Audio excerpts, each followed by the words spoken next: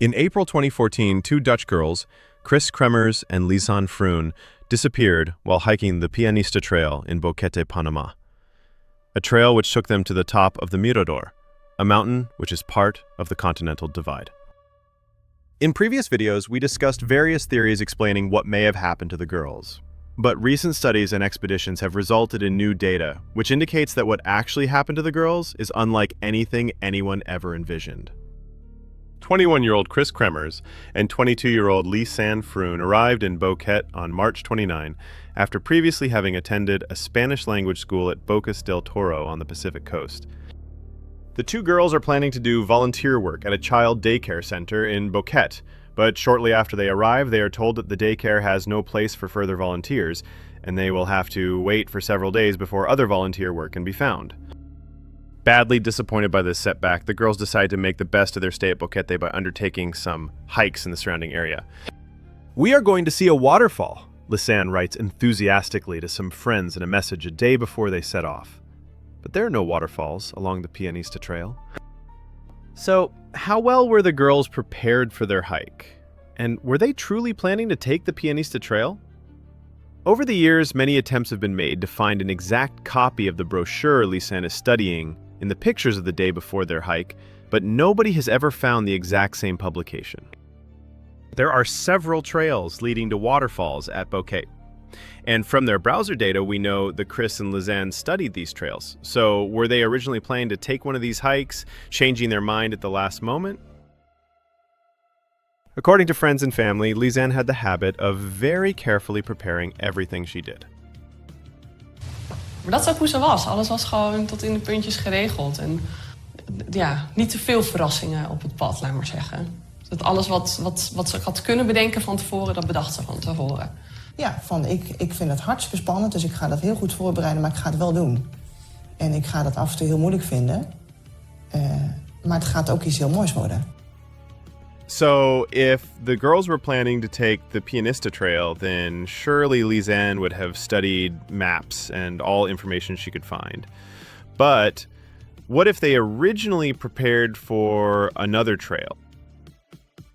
We know that before setting off on their fatal hike, the girls visited the language school in the early morning of April 1. But we do not know at what exact time they arrived there and who they met or spoke to that morning. In her latest blog post on her website, Scarlett finds some important inconsistencies between statements made by various persons at this language school. Did the girls discuss their plans with anyone, and was the Pianista trail mentioned at that time? Sadly, none of this is completely clear from the various statements. Donde ellos desaparecieron, no tenían un guía, no. No tenían un guía. No, pero tampoco tenían planes. No tenían planes. Ir con un guía. Tobías es un holandés que administra la escuela de español donde interactuaron las dos jóvenes. Asegura que muchos, como ellas, quieren aventurarse solas, sin guías. La razón. Cuesta mucho, por supuesto. What we also don't know is how the girls reached the trail and whether they started their hike at the Pianista restaurant or a bit further on at the small bridge where they made their first pictures that day. Although several taxi drivers claim to have driven the girls to the trail, none of their statements match the description of the girls or the clothes they were wearing. Despite their inexperience, Kris and Lisanne made very good progress, though, starting their hike around 11 o'clock and reaching the top of the Mirador 2 hours later.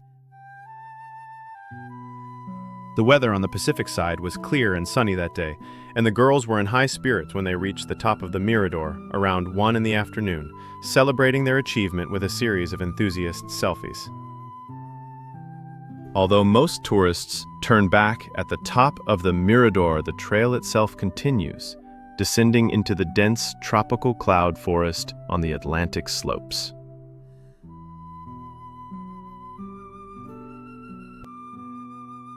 At the top of the Mirador, Lisanne opened the Google Maps application on her phone, studying the map before closing the application again. This may indicate that there was some discussion among the girls on which route they should take on their way down. But although Google Maps showed the top of the Mirador, it would not have shown the trail itself, and it may not have provided the girls with the information they searched for. If Lisanne had prepared everything as extensively as she used to do, she would have known that the northerly route would only take them down into dense cloud forest. But if she originally prepared to visit one of the waterfalls, she may not have been sufficiently up-to-date on the Pianista trail. Perhaps the girls were confused by the fact that the trail continued beyond the top of the Mirador, or maybe they were just curious what lay ahead. But there are indications something else was at stake. After the Mirador, the images Lisanne takes seem to change. There are no more selfies, and only Kris appears in some of the pictures, apparently leading the way and walking quite far ahead of Lisanne. In one of these images, Kris gives a mock salute at Lisanne while sticking out her tongue. 1 hour after the top of the Mirador, in their final image, Kris is far ahead of Lisanne, and her stance, as well as facial impression, seem to register impatience, as if she is in a lot of hurry and eager to press on along the trail. But why would Kris be in such a hurry if she knew that the trail was taking them nowhere and they would have to walk the whole route back later?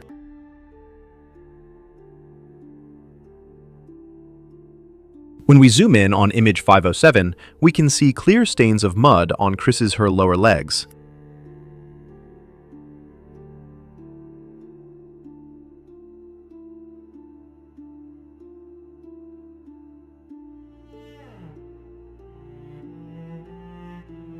Perhaps more importantly, there is a dark stain on the back of her shorts, which is not visible in any of the images which were taken earlier.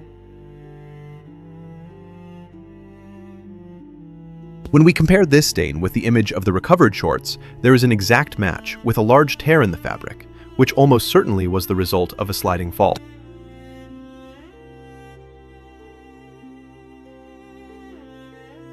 It will take considerable force, though, to create such a tear in the denim shorts.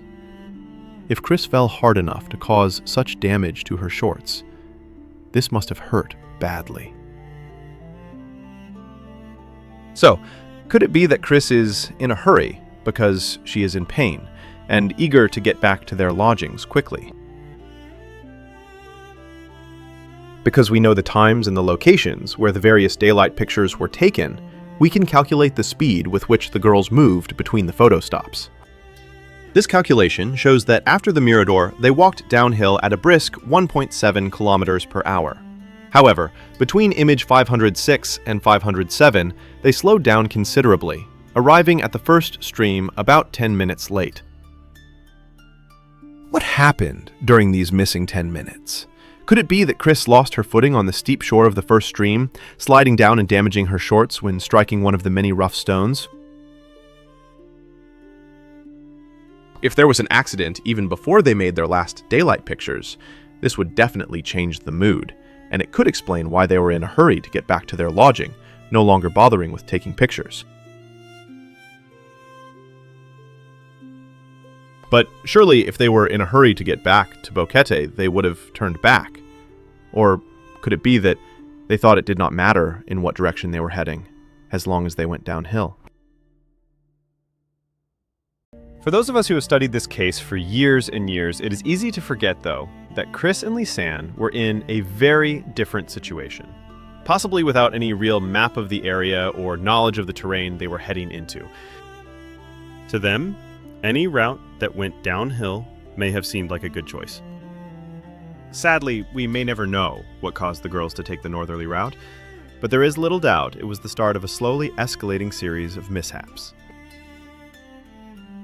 Winding through deep trenches and very dense tropical cloud forests, the trail descends to the valley of the first stream, before climbing up again to the paddocks. After crossing the main river at the first cable bridge, the trail eventually leads to the village of Alto Romero and onward to the Pacific coast, a journey of several days.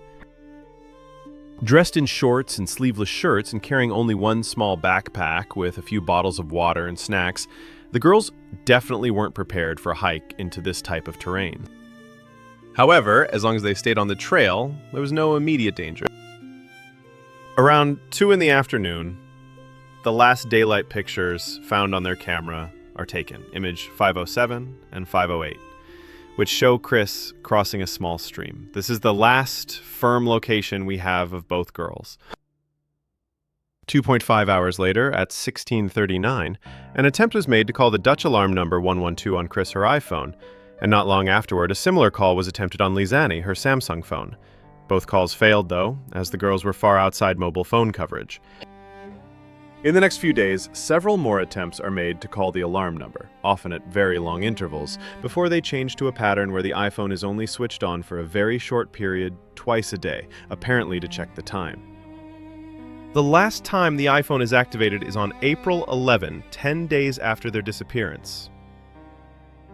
1 week after their disappearance, in the very early morning of April 8, a series of 100 flashlight pictures are taken, most probably in an attempt to use the camera flash for signaling. As mentioned in earlier videos, we used these night pictures to construct a 3D model of the location the pictures were taken.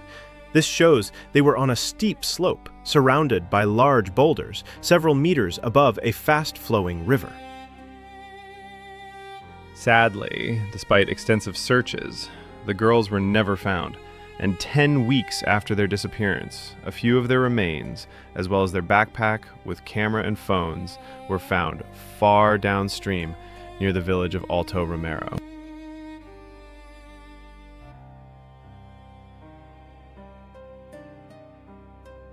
We do not know what happened after they took these last two pictures, but we can make some deductions based on where their remains were found and the data retrieved from the camera and phone.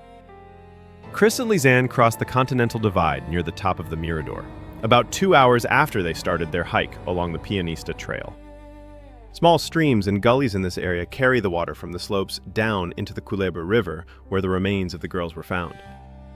Although the last known location of the girls is still close to the Mirador, their remains and belongings were found about 25 kilometers downstream near the village of Alto Romero.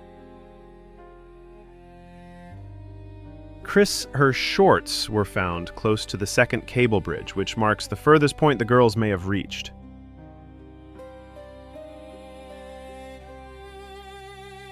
Within this area, there are several isolated cabins, although most of these are only occasionally inhabited by locals.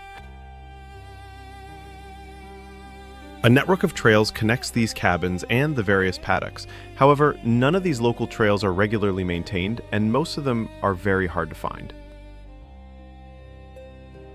Although 508 is the last known daylight image, it is likely that one more picture was taken, as file number 509 is missing. This could have been either an image or a video, which somehow failed to be written to the memory card. Several members of the Reddit community have been able to accurately reproduce a similar failure with a duplicate of this camera, which indicate that after image 508, the camera most likely either fell or became wet, causing the memory card malfunction. This might be an indication of some kind of accident happening after the last daylight image. In previous videos, we assumed that such an accident most likely happened at the second stream crossing, an idyllic place where Lisanne surely would have tried to make a picture or video. Such an accident would explain the camera failure and why no further images were taken that day, and it might even explain the fractured metatarsal bones in Lisanne's foot. However, an accident at the second stream does not explain why the girls would have left the trail. If they turned back at the second stream crossing, the girls would have reached the top of the Mirador long before the time of their first alarm calls. But at the top of the Mirador, they would have regained phone signal, which never happened. This implies the girls must have left the trail somewhere. But passing through the dense vegetation is next to impossible, and an accident is unlikely. As we showed in previous videos, there are some locations in this area which closely resemble the night location. But to reach any of these places, the girls must have left the trail. And why would they do so? If they accidentally fell down one of the slopes, they would either be able to climb back up, or they would be too badly injured and hampered by the dense vegetation to make any progress. In which case, they surely would have been found. And if they turned back too late, unable to make it back before dark, they could have continued in darkness by the light of the phones. Or, worst case, they could just sit down beside the trail and wait for sunrise. It would be a harrowing experience, but risks of anything bad happening to them would still be very low. In all of these situations, leaving the trail makes absolutely no sense. And due to the dense vegetation, it is next to impossible to accidentally move away from the trail, even in darkness. A further problem is that all of these areas are too far away from the places where remains and belongings of the girls were found, and it seems unlikely their backpack and its contents could have survived passing down the many waterfalls and rapids on that route. The more streams and rivers we map with the drones, the more waterfalls we see, several of them falling down 10 or more meters.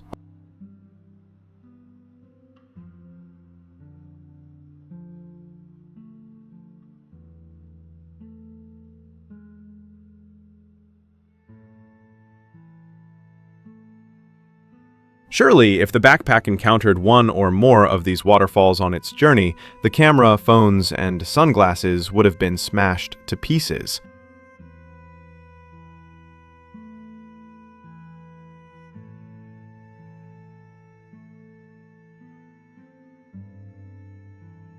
The fiercest waterfall is just a few hundred meters upstream of the location where her shorts were found. There is absolutely no way the backpack could have avoided this waterfall, unless it entered the river close to the place where the shorts were found. But if the backpack fell down this waterfall, surely the camera, phones, and sunglasses would have been severely damaged? A similar reasoning applies to the remains of the girls. Surely, if they perished somewhere high up the slopes, their remains would have been found all along the shores of the various streams and rivers on the way down. But, despite extensive searches, the only places where remains were found are downstream of the second cable bridge, where her shorts were found. In the months and years following the tragedy, many different teams searched the shores of the streams on the higher slopes, but no remains were ever found upstream of the second cable bridge.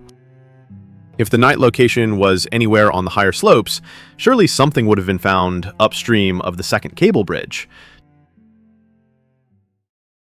This implies that Kris and Lisanne must have walked a considerable distance, but without any gear, it is impossible to make any progress through the dense vegetation and rough terrain of the Atlantic slopes, unless one follows a trail or a stream. Inexperienced and dressed in frail clothes without any gear, the two girls truly had no other option but to stay on the trail. On April 8, 2014, 1 week after the girls disappeared, one of the local guides confirms this, adding that the only risk is that the girls walked too far along the trail. No le veo posibilidad de que la gente se salga del sendero afuera en el bosque, más bien la gente tiene que continuar caminando dentro del sendero. Lo que pudiera ser posibilidades para la gente como riesgo es que la gente no tome en cuenta la hora de regresar y continúe en el sendero, sí, pero no que se extravíe afuera del bosque, afuera del sendero. In their documentary Answers for Kris, the parents of Kris Kremers reach a similar conclusion. The girls would not have left the trail. Het is ons wel duidelijk eigenlijk. Nou ja, wij geloven niet dat ze van het pad af is gegaan. Dat geloven we echt niet. Nee. Nee, precies. Zo stom is ze niet. Zo stom is ze niet. En je moet hier echt moeite doen om te gaan verdwalen. En dat gaan ze echt niet doen. Nee. Als ze wat gebroken zouden hebben, zouden ze zeker op het pad blijven. Ja, en er zijn ook langs het pad geen steile hellingen of ravijnen waar je in kan donderen en daar dan niet meer gezien wordt. Het is goed om het zelf gelopen te hebben nu. Het hele stuk. En we zien met onze eigen ogen dat je gewoon geen kant op kan als je op het pad loopt.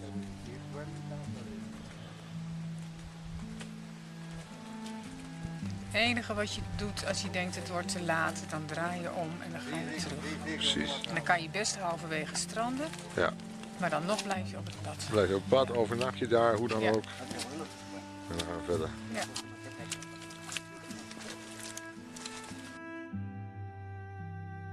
By far, the most likely scenario is that Kris and Lisanne kept following the trail.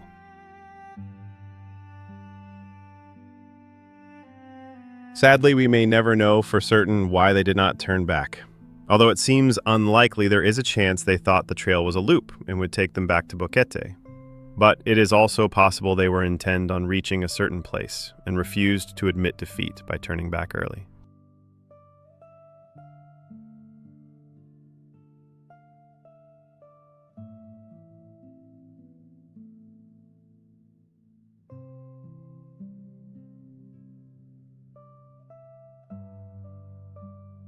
The power logs on Kris' iPhone show that this phone was accessed regularly after passing the first stream, almost certainly for time checks, indicating that Kris was keeping track of time while hurrying along the trail. As the phones were inside their backpack, the fact that Kris' phone was checked, as well as the fact that the first alarm call was made with this iPhone, indicates that after the first stream, Kris took over the backpack. With Kris walking ahead and Lisanne lagging quite some distance behind. This also meant that Lisanne did not have further access to the camera, which was also in the backpack. This might be an alternative explanation as to why no further pictures were taken. At 16:30, the sun disappeared behind the western mountains, and although they still had about 2 hours till sunset, there is no doubt that the diminishing light, due to the shadow of the mountains, was clearly noticeable.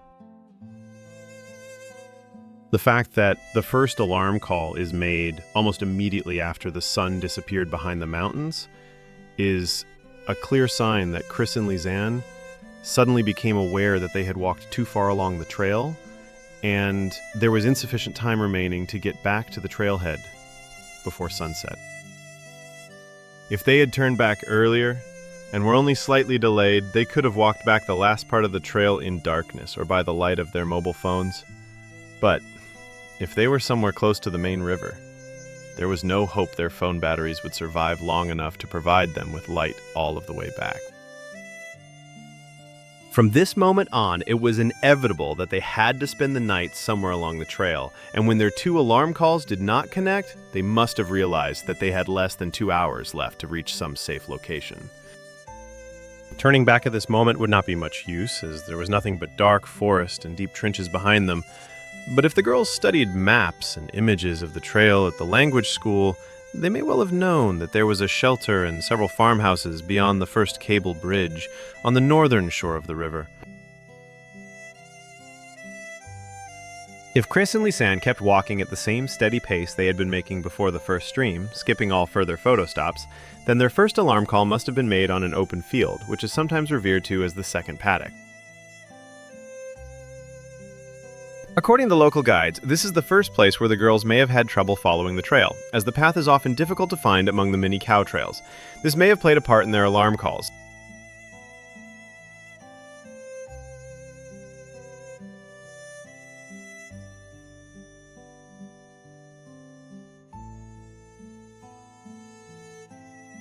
Beyond this field is the Culebra River, the same river along the shores of which the remains and belongings of the girls were found several months later. If Kris and Lisanne studied maps and pictures of the trail, they must have known about this river, and it is possible they originally planned to turn back at this point, underestimating how long it would take them to reach this place. This late in the afternoon, though, turning back was no longer an option, as it would cause them to get stranded for the night in very dense forest or in some narrow trench. The best they could do was to make for the shelter on the other shore of the river. The traveler is supposed to cross this river via a so-called monkey bridge, an extremely dangerous contraption consisting of 3 metal wires connecting both shores. During an interview in the summer of 2014, Guide Feliciano keeps the option open that the girls may have drowned while trying to cross the river via the cable bridge. Los cables se mueven mucho, o se marean o el miedo los agarra el pánico y se pueden caer fácilmente. El problema es que si uno cae en una corriente de agua no se puede levantar más, no tiene cómo pararse. However, the Dutch pathologist Frank van der Goot, who investigated the case on behalf of the parents, is very clear in his opinion that Kris and Lisanne would never have used such a dangerous contraption. No way. Why not? Because they would never ever go on it. Given the very low water levels at the time, most locals agree that Kris and Lisanne would have had no need to use the cable bridge and could have passed the river easily by jumping from one boulder onto the next. Nosotros aducimos que sí pasaron por aquí, pero en aquel... En aquel tiempo había una tabla de a esa piedra allá que no estaba esa corriente tan grande. Uno podía pasar sin inconveniente aquí todavía. However, the big difference is that the locals know the right spot to cross the river, while Kris and Lisanne almost certainly did not. So, there's a big chance they spend considerable time searching for the best spot to cross, or perhaps became injured during an attempt to cross at the wrong spot. Given that the time of the first alarm call matches with the time the girls would have reached the river, it is not impossible that the calls were also caused by their struggle to find a route across. In that case, the fact that there were no further calls after the second call might indicate they successfully found a way across the river, reaching the safety of the shelter on the other shore.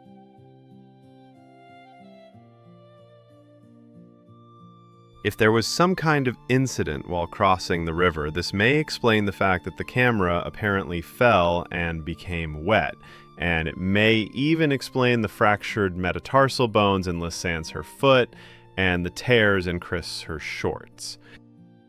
It is not likely, though, that the girls perished near the first bridge, or that the night location is anywhere in this area, as in such a scenario, surely some remains or belongings of the girls would have been found between the first and second bridge. If they managed to safely cross the river, they would have reached another open field and a partly collapsed shelter, which is known as the refugio. We do not know if the termite nest, which was found inside in January 2015, was already there in April 2014, but given the rapidly diminishing light, it is highly unlikely the girls had any time left to search for some other shelter. The fact that the girls switched off both their phones at 17:52, just half an hour before sunset, indicates they must have reached a place they considered safe enough to spend the night. Most likely, they spend the first night either inside the refugio or in the long grass on the open paddock outside. The next morning, however, they attempt an alarm call on the S3 phone immediately after sunrise, indicating something is definitely not right. There are some indications that the northerly winds resulted in dense fog on the lower slopes in the late afternoon of April 1 and morning of April 2, and this may have been one of the reasons for the alarm calls. But most likely, the main reason was indecision on what to do next. Surely, if some life-threatening situation had developed during the night, Kris and Lisanne would have switched on their phones and made instant alarm calls or other signs of distress. But the phones were only switched on at sunrise. So the situation was not instantly life-threatening and could wait till daylight. But if everything was well, there would be no need for alarm calls, as they would have lots of time to walk back to Boquete via the Mirador, a journey which should take them around 5 hours. It seems unlikely the girls were still under the impression that the trail was a loop, but even if there were doubts, the most logical choice would still be to take the long way back by retracing their steps. But what if going back via the Mirador was not an option? As mentioned earlier, there is a chance the girls became injured during their risky crossing of the river. In such a situation, climbing up the steep slopes of the Mirador and walking for 5 hours or more along the narrow and muddy slopes might not have been possible. If the girls were unable to return via the Mirador in the morning of April 2nd, then this would be a valid reason for their calls at sunrise. Independent of the real reason for their alarm calls, though, the fact that they called immediately on sunrise allows us to pinpoint their location, for in the mountainous region the sun does not become visible everywhere at the same time, and at the time of their first alarm call on April 2nd, large parts of the area were still in darkness. Only in the white-colored regions of the shade map, the sun would be visible to the caller at the time of the first alarm call on April 2nd. If the girls called as soon as the sun became visible, they must have been in one of these white areas. If we assume that the relaxed behavior of the girls during their first night indicates they spend the night somewhere in a cabin or shed, then the Shades map shows there are only 2 places in reach for the girls where they would have seen sunrise at the time of the first alarm call on April 2nd.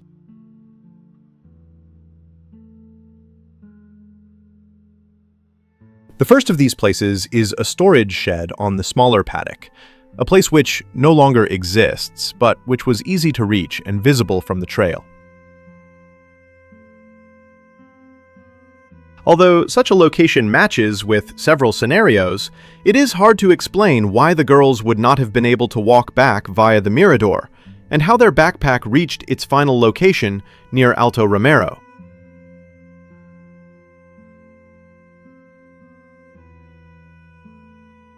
The only other safe shelter which was in reach for the girls, and from which sunrise would have been visible at the time of the first alarm call on April 2nd, is the Refugio near the first cable bridge. This location matches with our proposed scenario, in which the girls kept following the trail, crossing the river at the first bridge. Although there are 2 cabins to the north of the Refugio for whom the same would apply, these are hard to find, and it is next to impossible Kris and Lisanne could have reached these before sunset. Any other scenario would apply that the girls spend the first night out in the open, in any of the white areas. However, it is hard to believe they would have switched off their phones during the whole night if they were somewhere out in the jungle.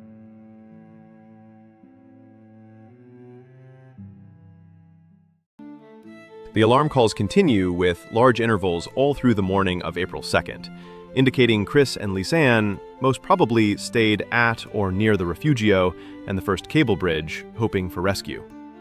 But when there was no sign of other travelers, and the fog somewhat lifted, they must have decided to continue along the trail in the hope of reaching one of the farmhouses. Several of the guides were selling hikes along the Pianista Trail with an overnight stay in one of the houses in the Alto Romero region. And it is very well possible Kris and Lisanne had heard or read about this, so they may have known there was a village further down the trail. If they were injured and unable to return via the Mirador, it is likely they decided to head for these farmhouses for help. From the Refugio, it is less than 2 kilometers to the nearest farmhouse, just past the second cable bridge. And even if they were injured, the girls should have been able to cross this distance in just a few hours. Staying mostly near the top of a ridge and high above the river, this part of the trail is easy to follow, with little risk of an accident. However, just before the second bridge, the trail goes steeply down, before making a sharp turn and following the river for a few hundred meters, before reaching the second bridge. It is unlikely the girls were aware of the presence of a second cable bridge when they set off on their journey, and if they were injured, this surely became an impassable barrier. Unlike the first bridge, the current at the second bridge is too strong, and the distance between the boulders too big to wade across or jump from stone to stone. There is no other option but to pass via the bridge, which would be impossible if the girls were injured. The answer to what happened next is hidden in a discovery which was made just upstream of the second cable bridge. Bien se encontró ropa, según él, de Kris. ¿Encontraste ropa también? Sí, encontré ropa, ¿sí? ¿Qué tipo de ropa era? Era color claro, jean color claro. Eso es lo que encontramos ese día ya llegando al segundo cable de arriba. De regreso, Laureano mostró el sitio donde encontraron los restos, abajo del cruce del río Culebra. Todos los hallazgos fueron antes de que otros ríos y quebradas se junten para seguir hacia Changuinola. Kris, her shorts were found entangled in some driftwood and rocks near the eastern shore of the Culebra River, so on the opposite shore from where the trail runs, a few hundred meters upstream of the second cable bridge. This is firm proof that Kris and Lisanne crossed the river upstream of the second cable bridge, almost certainly by wading across or jumping from one boulder to the next. But there is more, for if we zoom in on the exact location where Kris' shorts were found, then we notice that this is not directly along the shore of the river, but about 40 meters inland, along a small stream which flows into the river, and right below a waterfall. But that means the shorts cannot have reached this location by floating down the river. They must have drifted down from higher up this stream, above the waterfall. And if the shorts came down this stream, then almost certainly the backpack and the remains also floated down this stream into the river, meaning the night location is somewhere higher up this stream, above the first waterfall. When we check the flow of the stream, it finally becomes clear why Kris and Lisanne crossed the river at this exact spot and what their plan was. For if we follow the little valley upstream, it leads us direct to the nearest farms, a perfect shortcut. Afraid to cross the river at the second cable bridge, and with time rapidly running out, the girls designed a route which would lead them not only safely across the river, but straight to their destination.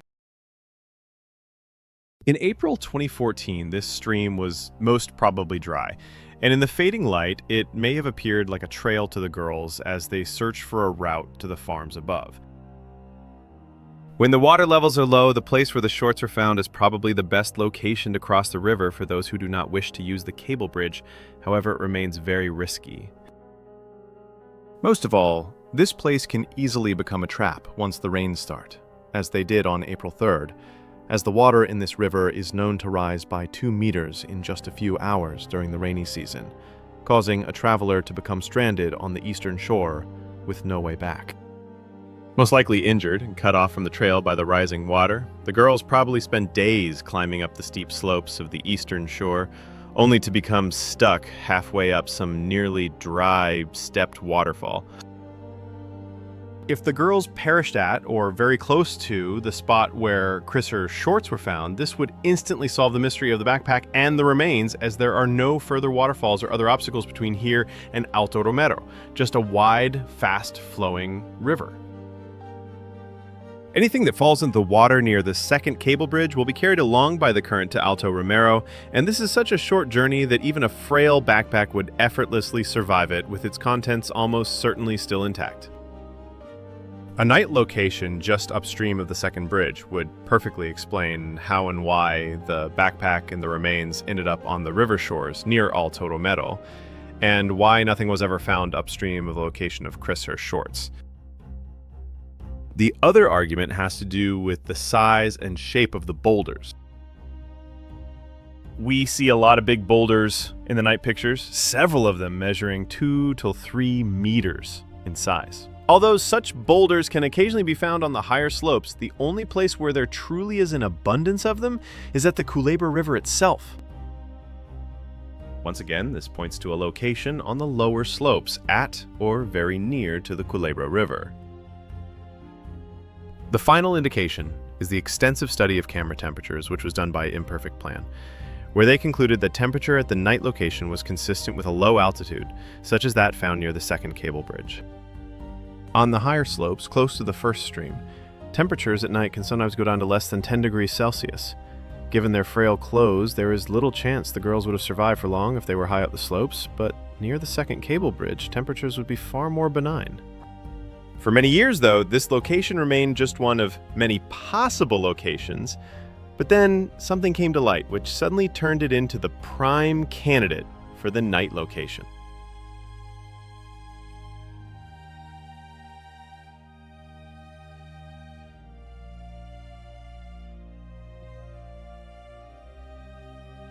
Although most agree the night pictures were a byproduct of using the camera flash for signaling, nobody has ever found any real explanation what could have caused the girls to start this sequence at such a late hour, when very few people could be expected to notice them. Searchlights and flares have been proposed, but although there were search teams active that night, there is no evidence any of these teams was located on the Atlantic slopes. And most of all, why would they launch flares only at 1:30 in the night and not earlier? Nevertheless, the girls must have seen something which made them respond with the camera flash, and the real cause became finally clear when we took a look at the moon. On the 8th of April 2014, the moon set at 01:30 in the morning, while image 510, the first of the night pictures, was taken at 01:29:42, just 18 seconds before moonset.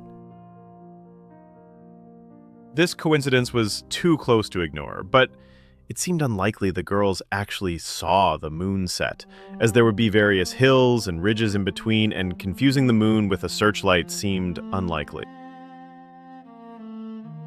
But in the very humid atmosphere of the cloud forest, a bright moon setting behind some distant hill is the perfect environment for crepuscular rays or moon rays, which will appear like bright beams of light rising up in the air and moving slowly back and forth during the last few minutes of moonset. It seems highly likely that this is exactly what Kris and Lisanne saw that night. Not the moon itself, but moon rays caused by the moon setting behind a distant hill. To them, these would appear like searchlights, and in their despair, they instantly responded with their camera flash. In a very, very sad twist of fate, they were signaling at the moon. Nobody noticed their feeble camera flash, and nobody ever responded. But by finding the cause of their camera flashes, we can finally pinpoint their location, for we know they aimed their camera just to the left of the forked tree. And we also know that the moon was setting in a direction of 285 degrees. So we now know how the whole panorama is oriented. The discovery that the girls were aiming their camera toward the west instantly disables all our previous locations along Rio Mame and the Belt area, which are all facing east or north. If the girls were aiming their camera toward the setting moon, then they cannot have been in any of the previously suspected locations.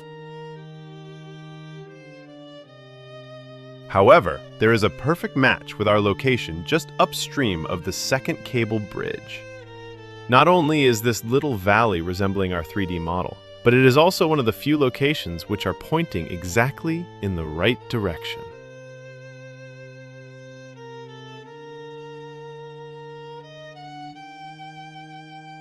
If Kris and Lisanne were trapped at this location in the very early morning of April 8th, 2014, they would have seen moon rays sweeping across the sky on the opposite shore of the river, right where they knew the trail was located.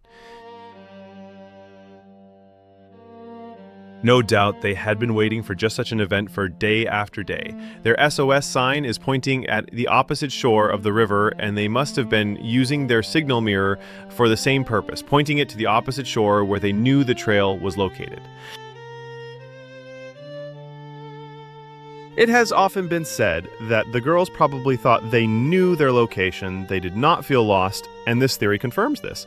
Their only mistake is that in order to avoid the cable bridge, they waded across the river at the wrong spot, causing them to become trapped on the opposite shore.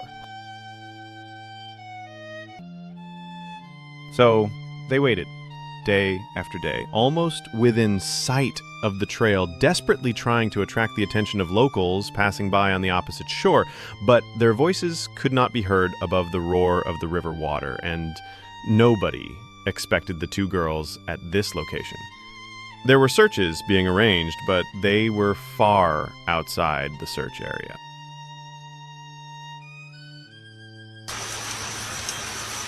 On April 3rd, the weather changed, and when the first rain fell, the water level in the river quickly rose and locals stopped using the trail, ending the only hope the girls had left of being found. Stuck in one location far outside mobile phone coverage, Kris and Lisanne quickly gave up further attempts to call the alarm services, making their last two calls in the morning of April 3. But although they stopped making calls, they kept using their phones, and in the afternoon of April 3, they checked the phone number of their Panamanian host Miriam in the address book of their phone, without making any attempt to call this number. There is only one logical explanation for such behavior, and that is that they wrote a message explaining their situation and asking the finder to call Miriam, who would certainly know what to do. From their earlier images, we know the girls carried at least 2 water bottles with them, but only one of these was found in their backpack.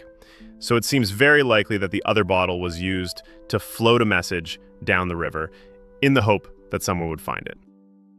If the girls were indeed stuck in a position just upstream of the second cable bridge, they would know that there were farms downstream of their location, and floating one or more messages down the river with the phone number of Miriam would be a logical thing to do.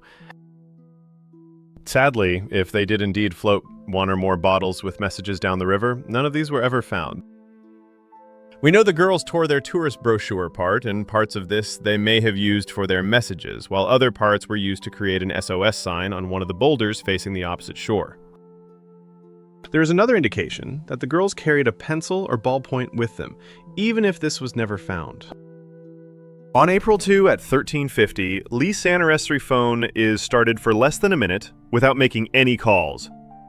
By that time, the girls were almost certainly already stuck at the night location. And this is the first of many such very short phone checks.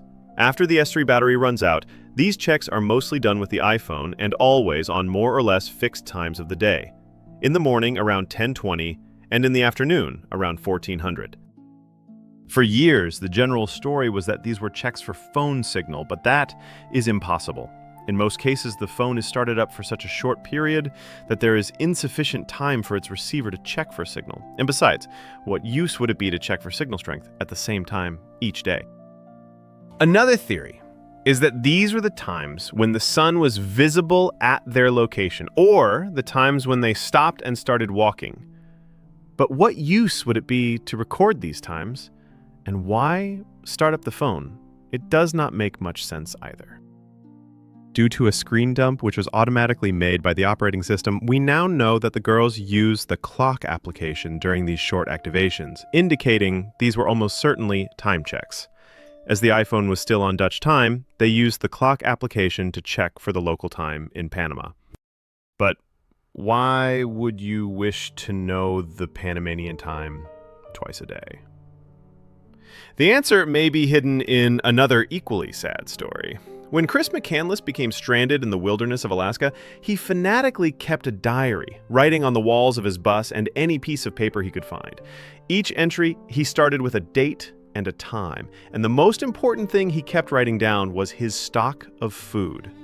How much had he left, and how much did he consume? People are always asking why Kris and Lisanne did not write anything down. And the simple answer is that they most probably did, but these notes were never found and most probably washed down the river long ago. When you are stuck in the jungle, careful stock keeping becomes of vital importance. When they started on the hike, they carried at least one can of Pringles with them, and probably some other snacks. We do not know if they managed to find any food in the jungle, but it seems very likely that twice a day they counted their remaining stock, carefully writing down how much was remaining and how much each of them took, to avoid any risk of either of them cheating on the other. And each entry started with a date and a time for which they used the phone. Their time checks stop on April 6th for the simple reason that on that day, their food ran out and there was nothing left to record. They tore up the empty Pringles can and used its reflecting bottom as a signaling mirror, while the carton was used together with the other paper to construct the SOS sign. We don't know what happened during their final days. They may have drowned during a desperate attempt to wade back across the river, or hypothermia and despair may have become fatal. We will never know, and probably it is better that way. May they rest in peace. Today, their story serves as a warning how, even on a relatively simple hike, a few small and very understandable mistakes can become fatal. Never leave on a hike without telling others about your exact plans, and always carry a whistle, warm and watertight clothes, a compass, and a detailed map with you, as well as emergency rations and first aid gear.